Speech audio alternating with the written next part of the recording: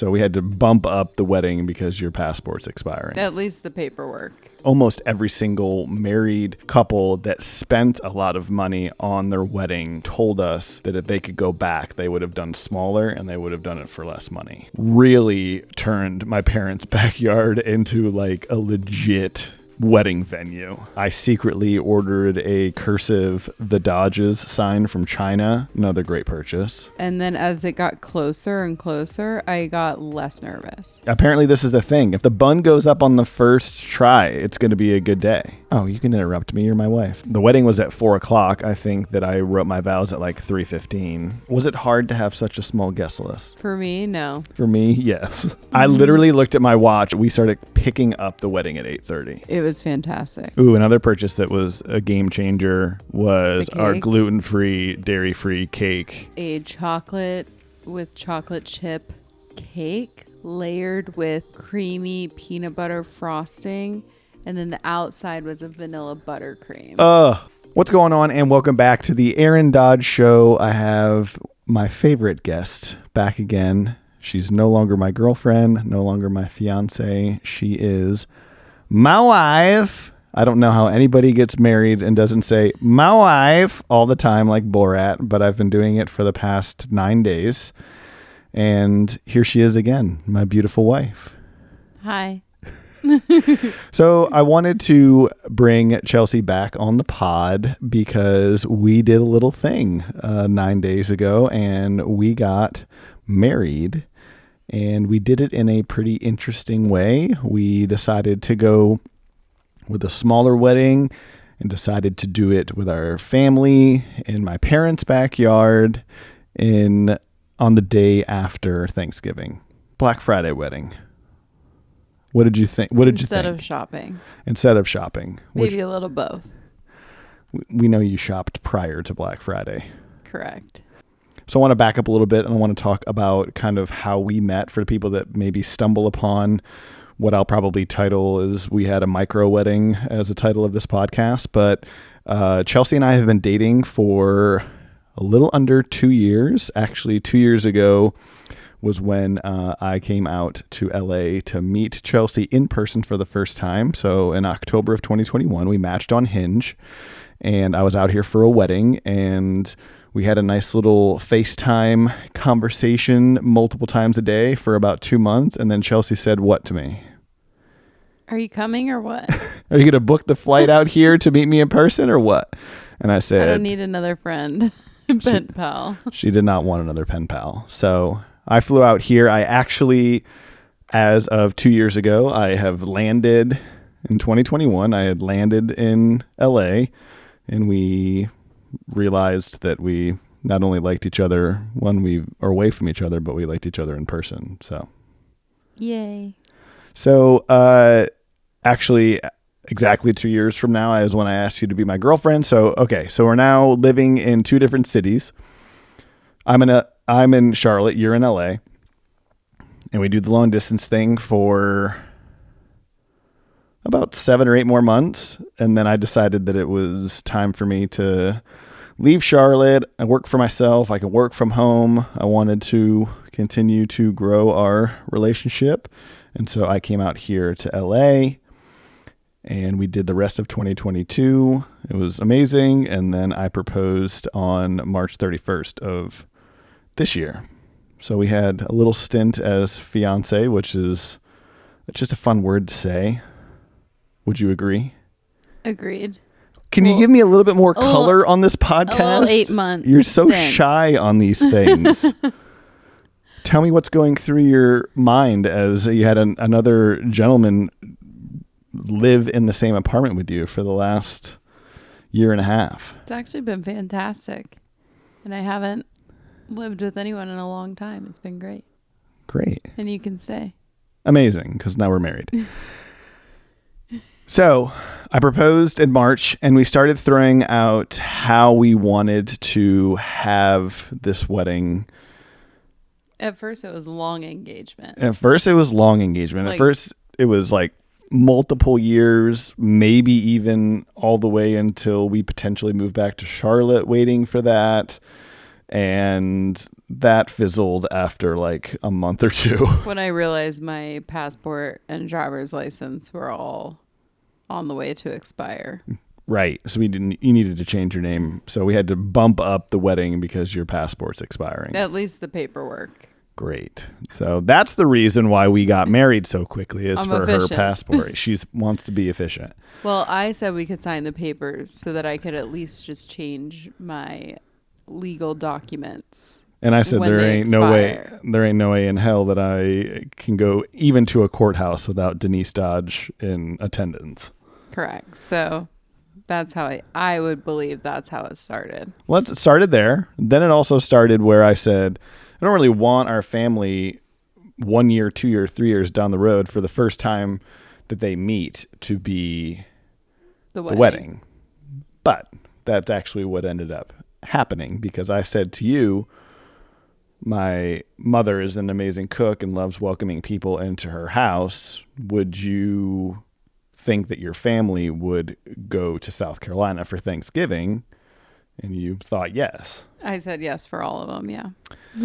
And then I got to thinking that, my parents have a nice, cute backyard. My dad is a notary public in South Carolina, which means you can legally marry. He married both of my sisters. And it just kind of sort of turned into us having a backyard, small, intimate, family-only wedding the day after Thanksgiving. Well, I think at first it was, let's all go to the courthouse. And then it kind of stemmed from there. Yeah, I was never really down with the courthouse. Had to do something. So it actually first started as a backyard wedding, followed potentially by what we thought was just going to be like a reception type of event in Charlotte somewhere in 2024. We actually locked down a location, put down a very small deposit because it was a very affordable location. In like October, right? October of 2024 is what we were going to do. That was short-lived. That was short-lived because my parents came to visit and we started talking about numbers and I was like, because once you're in.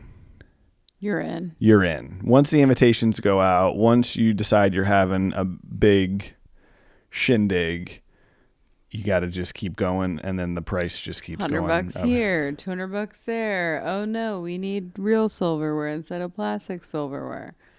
Just dominoes. And then your wife just power orders $1,000 of flowers from Costco. Which maybe, well, first of all, that was a great purchase. I would agree with that, but we also had 40% more flowers than we actually needed. And they went to a good cause. They did. But second of all, I think when you get wrapped up in it, it's so easy to say yes. However, we take pride in being debt-free. Correct. And so saying yes to things and letting them accumulate is a much more conscious decision for us. It's not an easy yes because we're already in it. And I think that played a big part in it. I think it definitely played a big part because I mean, the biggest reason why I felt comfortable doing it the way that we did it, aside of the decisions that we made as a couple, was the fact that almost every single married couple that spent a lot of money on their wedding told us that if they could go back, they would have done smaller and they would have done it for less money. And also you have too many friends. And I also have a lot of friends. And a big family. So it adds up. Yeah. I think that once we sat down, I thought that we legitimately could have the wedding, a nice wedding in my parents' backyard for like $1,500 to $2,000. And then stuff started to add up. And then when I sat down and looked at what we were projected to have the backyard wedding at my parents' house cost. Which was super efficient. Cost efficient was A+. Yeah. But when you look at that, it still costs money. Correct. And then you take that and you amplify it a little bit for a reception. And it's just like, no. Yeah. Because I think once we sat down and we kind of looked through the catering menu for the place that we were going to cater for 24 people, and it was projected to be like $700. It was so cheap. I literally thought, like, if we have to times that by 5 or 6 for a 200-person reception get together, then that's already so much money. And then on top of that, we don't drink. Correct. So we would also be spending a lot of money to supply something that's just not really aligning with our values, because we obviously want our friends to have a good time. Yeah, and I think that when you ask a lot of people to make a trip, that I think my mom said it to us best, was like, when you are inviting someone to your wedding, yes, they're coming because they love you, but also in the same sense, there has to be a certain amount of like hosting and value brought back to the quote unquote guest. As soon as she said we can't host a reception and serve people veggie platters, I was no longer interested. Correct. So at that point, it was probably 2 or 3 months ago, we decided that we were going to cancel the reservation at the venue for October 2024 in Charlotte. They were gracious enough to give us our money back because they probably can sell that date again. And then we kind of amped up a little bit the kind of backyard wedding that we were going to have. Because I would say that we were going to kind of maybe tone it down a little bit for the backyard wedding because we were having the reception. But once the reception was gone and like, I hate to say it, but like this was it. I think we took it to the next level and really turned my parents' backyard into like a legit wedding venue. It was pretty wild. That was so cool. My dad built an arch, very simple arch, but then painted it black. And we took some garland from Costco and some flowers from Costco, and it was beautiful. It was amazing. Yeah, Lacey was the winner of the weekend for sure. I mean, you blinked and I had a bouquet. I know. Then I turned around and the arch was done. It was incredible. I think the other thing too was the back porch came together really well too. So we took two long tables. There's 24 of us. So 2 long tables. We put some garland in the center. We put some candles on there, and then we put flowers into the garland and black tablecloth. And it just like, it took it up, once again, took it up another notch. We went and got a backdrop from my parents' church. I secretly ordered a cursive "The Dodges" sign from China, which was another great purchase. And it just really looked beautiful in there. Yeah, I would say we made 2 large purchases, and then I made 2 smaller purchases, and that really pulled the wedding together. And what were those? Large purchases, I would say, are the flowers, Costco delivery, shout out. Yep. And the food that we catered in. And then photographer and videographer. But yes. And then smaller purchases made were the rental. We rented tables, chairs, and dishware and silverware. Yeah. Like tableware. And then the other small purchase that I feel like really amped it up was Dollar General. Ooh. 36 candles with 36 candle holders. Shipping costs more than the candles. $1 a candle, $1 a holder. $72 for, 36 times 2. Yeah, $72 for the product, $84 for the shipping. Worth it. And now everyone in your family is enjoying candles with candle holders. Correct. And extra flowers. And we're saving the silverware for just the future. Yeah. So there was a couple of purchases were one-offs that it is what it is. I think we now have an aisle runner that we're not going to really do anything with it either, but the rentals, the white chair rentals, the table rentals, the dishes, like all of that was nice because even though it was at my parents' house, we didn't really want to have to like dip into their dishes and stuff like that. And the fact that it was just like a rinse and you put it back in the rack and they picked it up on Monday was like I think so when key. we realized that this was it and we were going to pay for a photographer, pay for a videographer, you know, at least make the tablescapes look nice and have a nice evening. Ooh, another purchase that was a game changer was our cake? gluten-free, dairy-free cake, which was what flavoring again? It was a chocolate with chocolate chip cake layered with creamy peanut butter frosting, and then the outside was a vanilla buttercream. We ate the whole thing. We ate the whole thing. There's no cake for next year. There's no cake for next year. We ate it for 4 consecutive days afterwards as well. It was so good. Delicious. And everybody loved it, even the the people that love the gluten and the dairy. So shout out to Mackenzie, Lexington, South Carolina. She has the best gluten-free, dairy-free cake. So good. So good. Yeah. So everybody arrived in Lexington on Tuesday, and all the families met for the first time. We had a little bit of a low country boil at my parents' house. Wednesday, you and the ladies went to a little women's lunch. So fun. So you got some special time with my sisters and my mom and your family as well, and so that was really sweet.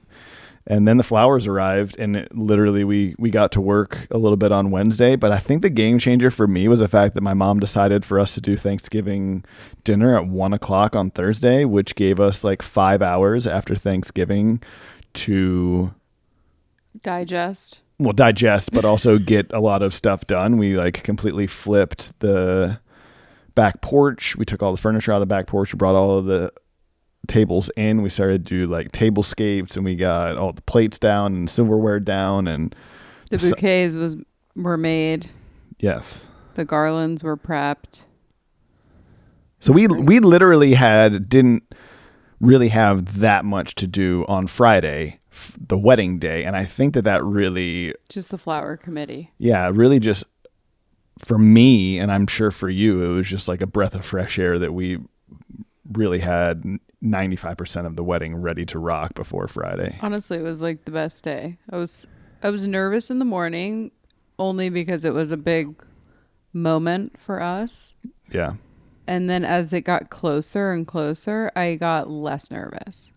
I just got more excited. And then I hate people looking at me, and I thought when the door opened and I walked out, I was just going to faint. I had everybody prepped. 3 nurses in the crowd. Correct. And when the door opened, I was not nervous at all. I love that. I was crying like a baby. It's true. But yeah, I think as I got ready, the bun went up on the first run. For the ladies out there, apparently this is a thing. If the bun goes up on the first try, it's going to be a good day. Yeah, because it can take like 40 tries and then it still doesn't look good. So the bun was really weighing on me. But we got that guy up first try, and that's when you knew. Dress zipped. Perfect. It's perfect. So the ceremony goes off without a hitch. Vows were good. Both of our sisters read a little bit of a passage. The weather was like next level amazing. It was like 62 degrees and just a beautiful fall day in South Carolina. And we actually bumped up our wedding time from 5 p.m. right near sunset up to 4 p.m. because we wanted to rip through family photos and then rush over to the dam by Lake Murray, which I didn't really expect it to be like very picturesque. You know, my parents have lived by Lake Murray forever. We drive by it all the time, and I just didn't really think that this was going to yield high-end photography. And then Christina showed up. And so did the sunset. Sunset showed up, and the sunset was sunsetting. And Christina was Christina-ing. Correct. They were amazing. Amazing. I mean, obviously, multiple people have seen them on the internet, but the way that the colors were, like, I've driven by that sunset and that lake so many times in my life, and I don't think that I ever saw as beautiful of a sunset as that. It really was. It was so nice. And it was with my new wife, so it made it even more special. It was great. But yeah, we had to push the ceremony up because we did not do a first look. We didn't. I wanted you to come up. Some people do first look and then all the family photos before the ceremony. And because we had to push all of it afterward, we pushed the ceremony up a little. I think it worked out. But it was perfect. It was like ceremony, photos, dinner. We were in bed by 10:30. The wedding was over at 8:30. It was amazing. Nah, I literally looked at my watch and said we started picking up the wedding at 8:30. It was fantastic. And then I didn't think that we were going to like pick up as much as we did, but once again, Looked like a wedding never happened. Family pushed through and we picked up the entire wedding, and we got back to the hotel that my sister was so gracious to get us, and we were at the hotel by 10:15, and we were eating wedding cake round 2 while watching Elf in the hotel room. I mean, there's no other better way to end the day. Seriously. It was fantastic. So that's a little bit of a breakdown of... And we still had like a full reception. Not to interrupt you. Oh, you can interrupt me. You're my wife. You know, we had the wedding, we had the cake, or we had dinner, we had cake, photos, first dances. We still did first dances, which, you know, were important. And we pretty much had a full-blown wedding reception in the backyard. Yeah, we danced on the back porch. We danced around the fire. We had some new age dances that all the kids could do. We threw in some like twist and shout and Bohemian Rhapsody for our older parents, and so it was perfect. There really was nothing that I would change, and I knew that doing it in the backyard of my parents' house, that was going to be the way that I felt, and it just like got better and better and better. Like, no stress. Wedding went off without a hitch. And also, I will back this up as well. The colors like coming through the back trees in my parents. So like the colors and the sun setting at the time of the wedding was beautiful as well. And then the photos with the family, and then over to the dam, and then back. Shout out to all the rain the week before. I feel like it kept it really green. It did. So I think this is a good time to answer some questions that we got from the old IG world. Great. About our wedding. Was there a dance montage? You know, I thought we might do some TikToks, but I actually feel like it was so nice for us to just take a break from work, you know, and not do TikToks, not do jewelry, just like enjoy the weekend.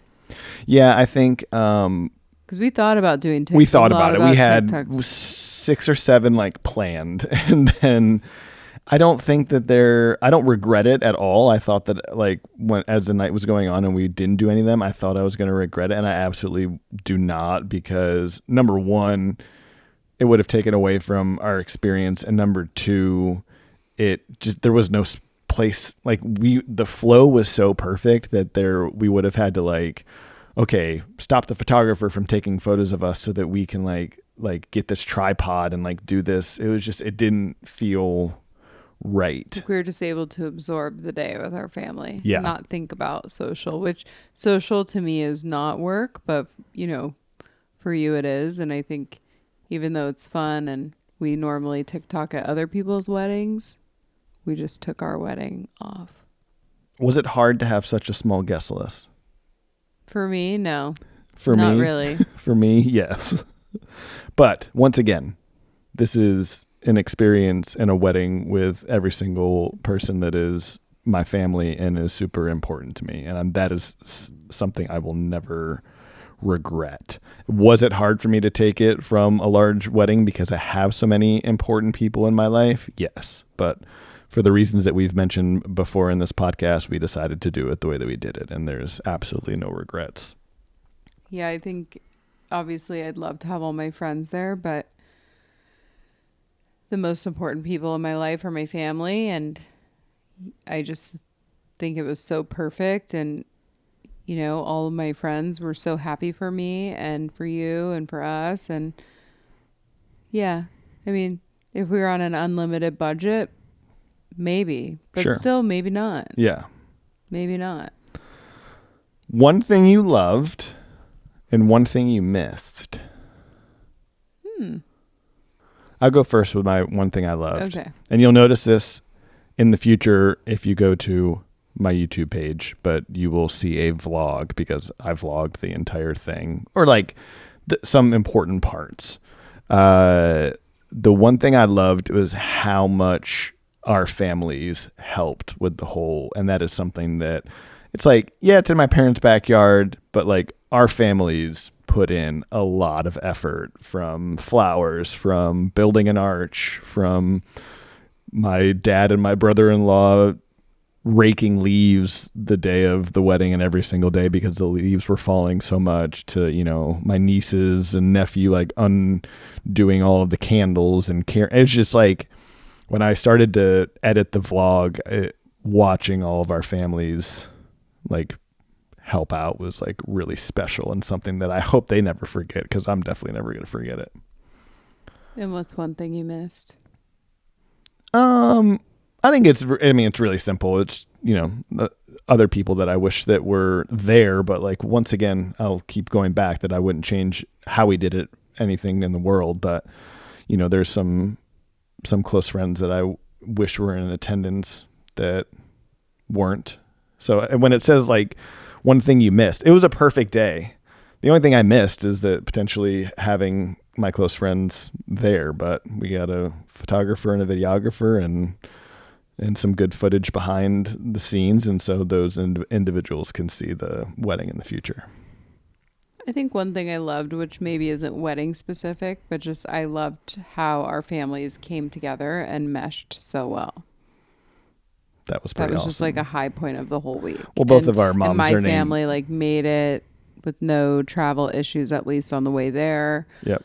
Little struggle getting home, but I just, like our moms mesh really well. And then, Robert gets along with your, family, and our sisters meshed great. Yep. It was just like very seamless getting that many people together, because there was 18 people roughly. Yep. And everyone just came together and it was amazing. Yeah. Something you missed.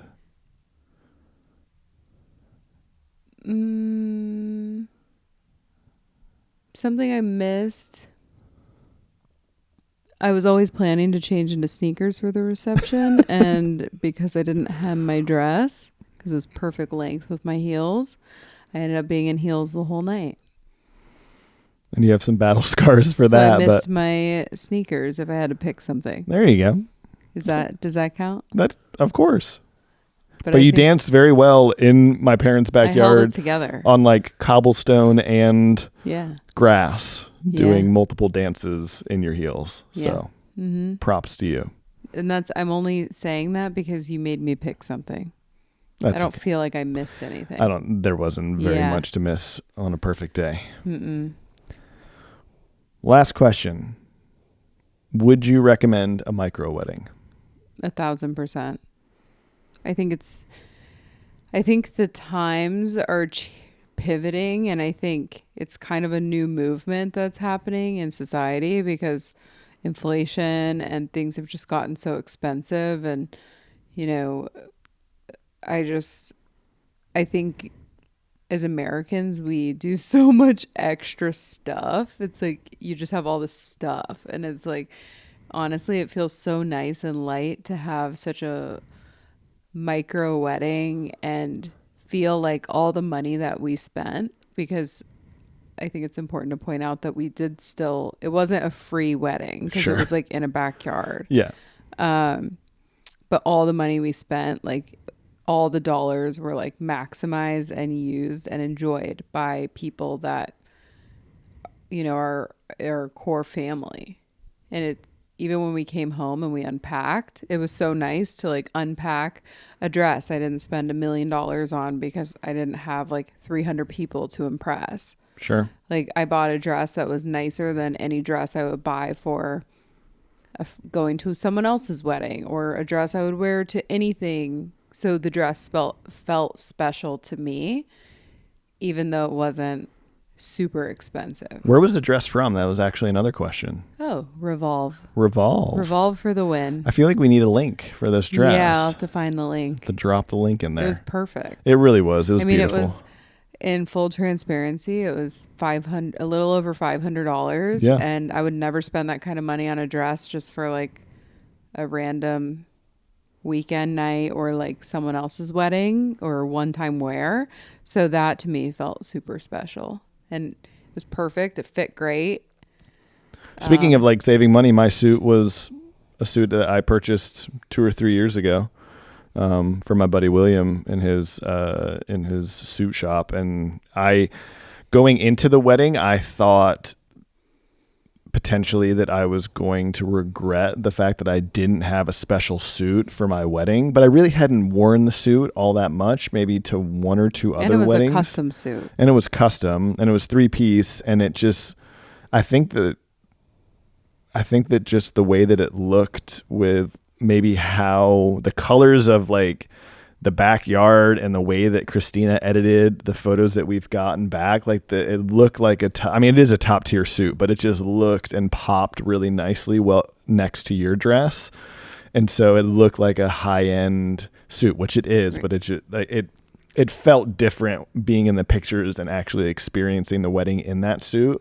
And so once again, like we didn't have to buy a suit or a tux for me, and that suit is now going to be special forever. And I think another part about it, which I can only,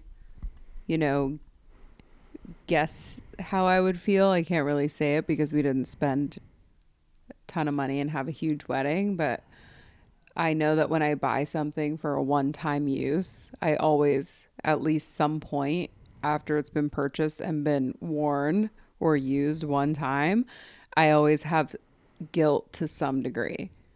And so I think the coolest part about the whole micro wedding, so to speak, that we had is that I had no guilt off of anything that we bought, even for a one-time use.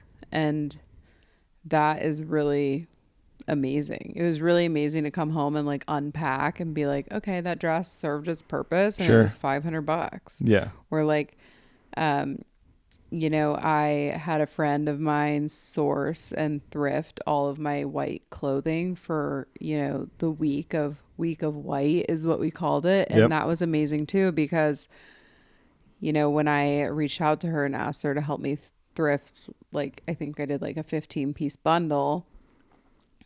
I was like, okay, if some of it doesn't fit, it's like not the end of the world. If I only wear it once, I'm not even going to feel bad about it. But literally everything she got me, I will wear again. And so that was kind of exciting because I was expecting those to be one-time pieces, which the cost per piece on that was also amazing. So I knew if they were one-time piece, like a one-time wear, I would not have any guilt. And I think that was kind of the best part of the wedding. It's like so much less stressful and less daunting to pay for something when you're not having buyer's remorse about the money you spent. Like, I feel like we were really thoughtful with every dollar that went into it. Definitely. I mean, even though I overpurchased some flowers. We also had a lot of food, and I didn't really think that we were purchasing wrong on the food, but everybody liked the mac and cheese, which we bought for all the kids, and we had a crap ton of extra food. But extra flowers, food, extra flowers is not the worst thing in the world. When we unwrapped all the flowers, when we had them all in buckets of water, I still thought it wasn't enough. Yeah. Like, I was kind of panicking about the amount of flowers we had, and then it turned out we had so many extra, even though the place was covered in flowers. And the best part about that was your mom and some of the girls made 15 bouquets, and then they took them to church and their retirement home. So it's like, great, we sent some flowers to other people during the holidays. Like, that was kind of a blessing in disguise with my panic purchase.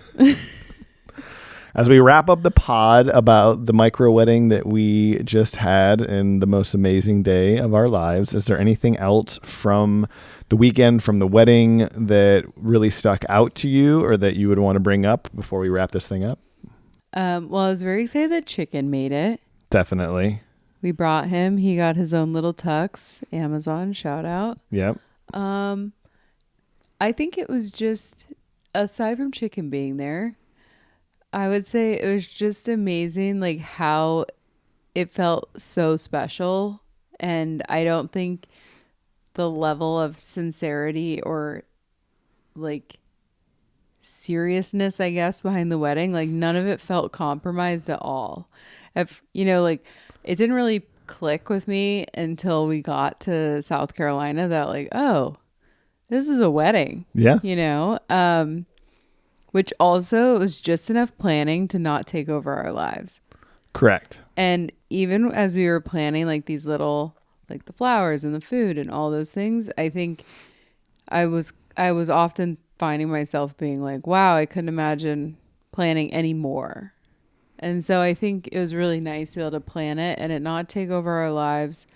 And that, in my personal opinion, I just feel like nothing was compromised. Is there any other tips for people that are going through the wedding process that might be stepping down into like the micro world and maybe doing something that we did, maybe having a venue at a family member's house or a smaller venue or anything like that, or even just the wedding process in general? What kind of tips would you give? I would say to just do it. Like listen to, if you're contemplating a micro wedding, I think you should do it. Survey your friends, ask questions. I feel like that's what we did. And I don't think we had anyone say spend a ridiculous amount of money and go in debt. No, nobody said that. Everybody said, even after the wedding, we saw some friends in Charlotte and they were like, we'd already own a house by now. Correct.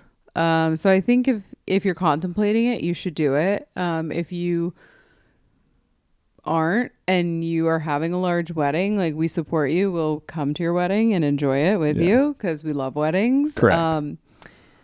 I think the biggest thing for me would be some sort of weekly cadence. I think we were really good. Number one, we are definitely the family of lists. We do a list every weekend about what we have to get. We talk about money a lot. We also talk about money a lot. So I think like I was driving the financial, like this is how much we've spent so far. This is kind of where we're at. But then I think sometimes even daily, but mostly weekly, from about maybe 3 to 4 months out, we were almost every weekend was like, what are we getting done? You wanted to order a table or you wanted to order a aisle runner. Did you order that? Yes. Check it off. So I think a running to-do list is like super important. I also think it's important to have a moment if you are having a big wedding to realize I started getting served wedding talk, like a lot of TikToks, and I watched a TikTok and this girl said it so well. It's like, there's really no way to budget for a wedding, even for our micro wedding. It was like, if you've got 24 people, which is what we had, this is the amount of money it costs for food. It's like, that's just the cost. Sure. Or like if you want flowers on every table, this is the cost. And when you do like a full big wedding, those venues like at hotels and resorts and such, they come with vendors. So usually you have to pick from their vendor list. Sure.